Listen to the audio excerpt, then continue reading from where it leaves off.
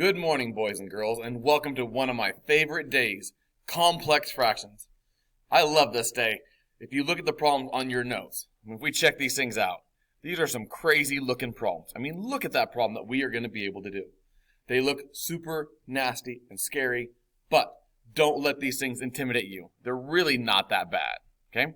I'm going to walk you through these and help you so you can do these with minimal to no stress whatsoever. It'll be something really cool too, like, a little party trick. Go home and show mom and dad.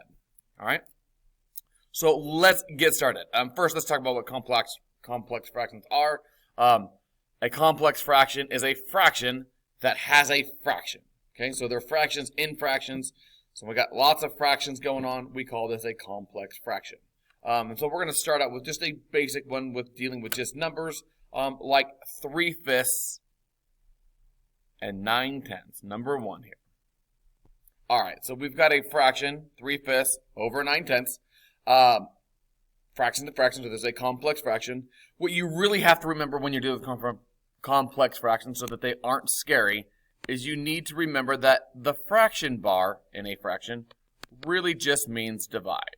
Okay? Like, I know we get scared when we see fractions, but that fraction bar means divide. So you can take this scary looking fraction, and this is what I tell you should do, very first step, is rewrite it out horizontally. This just means 3/5 divided by 9/10, and already this thing looks 10 times less scary.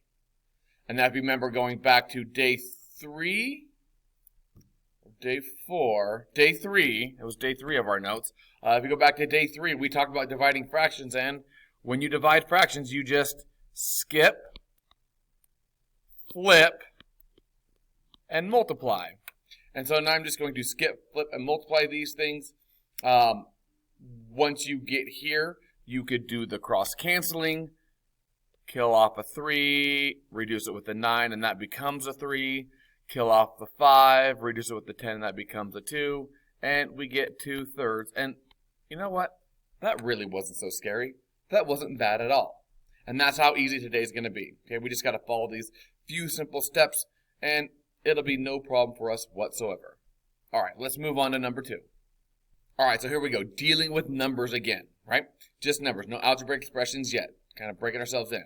But we said, remember that this fraction bar here just means divide, right?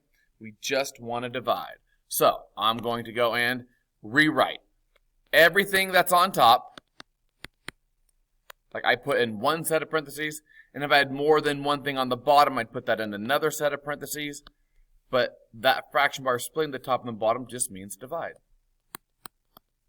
So I get 1/2 plus 2/3 divided by 3/4. That's the first thing I do. Write it out horizontally. Now we are going to want to follow order of operations. So I'm going to start inside my parentheses, and I'm just going to simplify this expression. Going back to our last 2 days, if I'm adding, subtracting, I've got to find a common denominator. Didn't have to do that back here with multiplying, right? When we multiplied, no common denominator, we could just kill off. But when you're adding, subtracting, you need to get a common denominator. So let's go do that. In this case, our common denominator is going to be 6. So I'm going to multiply the fraction on the left over here by 3 until I get 3/6. That is the same as 1/2.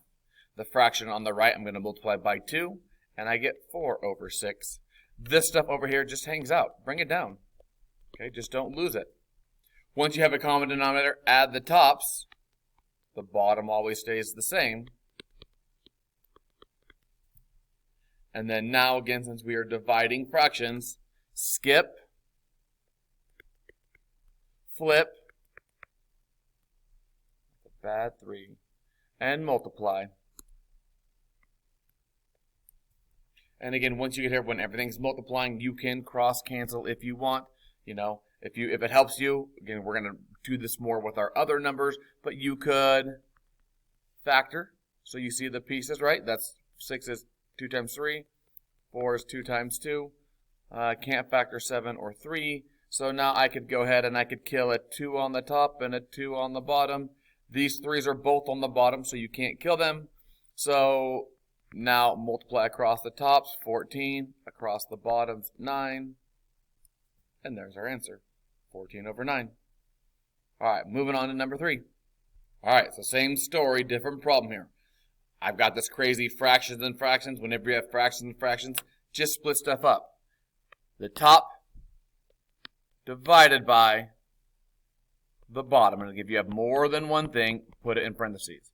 And I tell kids in my class, if you show me that step, I can now see that you at least know how to deal with a complex fraction. That is worth a point on a test, okay? And I think everybody, I don't care who you are, should be able to at least rewrite the problems. So everybody can, at least on every one of these problems, earn at least 1 point, right? All right, now once I get here, I've got to again go and start inside my parentheses, and I'm going to have to go and find a common denominator to get to add these fractions together. So when you get your common denominator, again, going back to yesterday's lesson, again, what I try to think about in my head is I'm going to have a number part or a coefficient part. I've got to have the variable part, which is like an x or an x squared. And then I'm going to have the factoring part if I have like x plus 1 or x minus 2. So looking at my denominators here, trying to find one, I'm going to have a 1 in front of both things, which I do, and that's good. And then I'm going to have an x in front of both things.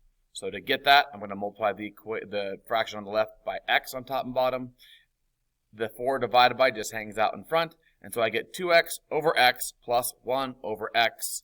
And now, because I have a common denominator, I can put those together. And I get 4 divided by 2x plus 1 all over x. Once you're down to one fraction, you can drop the parentheses if you want to. You could leave them on there if you want, but generally, I would say you're going to want to go drop them. All right. Now, because we got just one fraction or one thing equaling one thing, you might want to make that a fraction. And then you're going to want to, again, skip, flip, and multiply. In this case, again, when I have like 2x plus 1, you might want to leave that inside parentheses just to remind yourself, like you cannot kill the 4 and the 2, right? Because that is adding. When you have adding, subtracting, you want to factor out to kill because I can't factor. I can't kill, okay? None of this is going to disappear. No 4s and 2s, no x's and x's. I only can put this stuff together. And so when you put it together, we get 4 times x is 4x. Over 1 times 2x plus 1 is just 2x plus 1. Again, leave that in parentheses or don't, but just don't kill anything off. That is our one and only answer. There we go. 3 was so fun. Let's do another 3. We got 2 3s in a row. And look, we're halfway through our notes on complex fractions, and they really haven't been that complex yet, right? We're working our way to that big one at the end, but this isn't so bad. All right, anyway, back to this one now. Now we're getting, again, we're building here, so a little more complex. Get it? Complex fractions. I thought it was funny. Anyway, again, the first thing you want to do is write it out. So, x over 3 plus 6 divided by 10 minus 4 over x. It is just less scary when you see it looking like that and looks way more manageable. Okay, so first step, write it out horizontally, earn your easy point.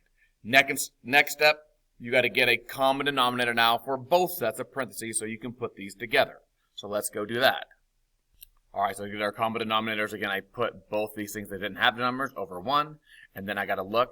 This just has a number part, so the lowest common denominator between 1 and 3 is 3. That one was good, so we just had to multiply by 3 and multiply by 3, so I got 18 over 3. The one on the right here has a 1 and a 1, so that part's good. The number part, I just need an x, so I multiply this first fraction by x and x. All right, now that we got common denominators, we can put things together. X plus 18 over 3 divided by 10x minus 4 over x. And again, because I'm down to one fraction, I can drop those parentheses. Again, if you had them on there, that's okay too, but you're going to eventually want to drop when you put things together. All right, now I need to skip, flip, and multiply. When we do that, we have x plus 18 over 3 times x over 10x minus 4. And when you get here now, again, you're going to want to factor to see if you can kill stuff off before you start trying to put things together or killing things off. Let's slide up for room. So on top here, I can't factor anything, but I do put in parentheses since there's a plus sign to remind me itself that I need the whole x plus 18 to kill it off. 3x, I could factor out a 2 here. Looking, nothing dies off, so I'm just going to combine everything. and we get x times x plus 18 over 6, 3 times 2 is 6, times 5x minus 2. You can leave your answer like this in factored form, that is okay. On a multiple choice test, you might have to distribute out, and your answer might be x squared plus 18x over 30x minus 12. Just be able to recognize your answer in different forms. Those are the same things. We would accept either. Make sure you could find either if you had to. All right, here we go, number 4. First, write it out horizontally. Once you have it written out horizontally, then start in your parentheses and combine those things by getting a common denominator. In this case, our common denominator is going to be x times x plus 1. Again, remember, this is like a factor part and the variable part, so we need to multiply those together. I'm going to multiply the fraction on the left by x, on top and bottom, and I'm going to multiply the fraction on the right by x plus 1. Be careful here. You cannot kill yet again. You cannot kill. I would say don't kill until you get to your final answer. Okay? What you guys will frequently try to do is try to kill off those common denominators we just made right here. All right? So let's wait until we get one fraction to kill now. What we are going to want to do, though, is we are going to want to multiply out on the top so that we can combine these to make one fraction. The bottoms you can leave in factored form, but the tops you need to multiply out. And then again, whenever you're subtracting, I say you always want to go and distribute that negative, okay, to everything there. And that's the easiest way to deal with that minus sign, is just distribute the negative to the top of your fraction. And now you can combine like terms. 4x minus 6x is negative 2x, and then 0 minus 6 is minus 6, or negative 6. And now I've got my one fraction here, and now I'm ready to skip, flip, and multiply. I like these days because it really combines everything we've done up to this point. And I would say when you skip, flip, and multiply, if you want to factor, you can do that in this step as well. This is why we didn't multiply out the bottom part. I wanted to leave that factored. I put x minus 2 in parentheses, and then I pulled out a negative 2 from the top. So negative 2 times x plus 3 to see if I could kill any of this stuff off. And as I'm looking, the only thing I can kill off, it looks like, and reduce is the 16 and the negative 2. And so the 16 divided by negative 2 would become negative 8, and there would be a 1 on the bottom. And now I can just put everything together.